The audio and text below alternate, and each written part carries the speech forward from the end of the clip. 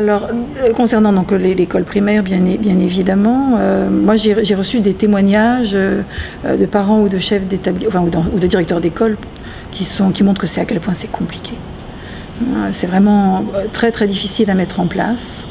Je trouve que ça produit encore beaucoup de souffrance, comme s'il n'y en avait pas assez. Il y a tellement de choses à gérer.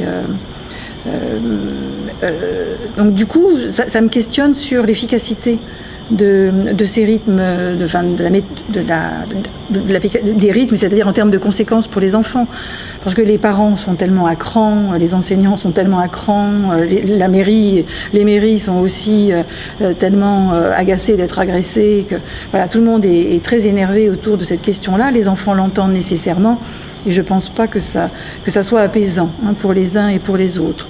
Ce qui me pose problème, c'est le fait que dans certaines villes, où il n'y a pas d'argent pour pouvoir payer des animateurs, et puis quels animateurs, enfin, comment on les recrute, quelle formation ont-ils, quelle qualité vont-ils proposer, enfin, là où il n'y a pas d'argent, les parents sont conduits à récupérer leurs enfants beaucoup plus tôt, donc 4h moins quart par exemple, au lieu de 16h30.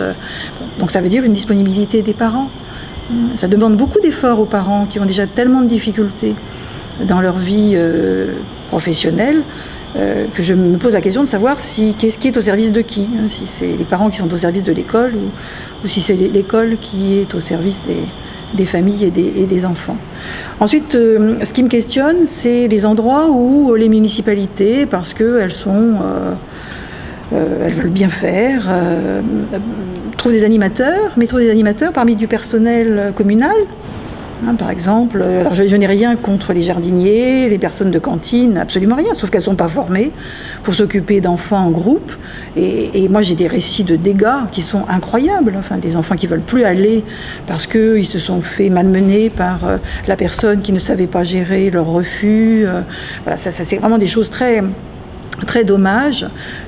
Et puis, bon, à une époque où on est quand même sur la question des compétences, on fait quelque chose quand on est compétent pour le faire.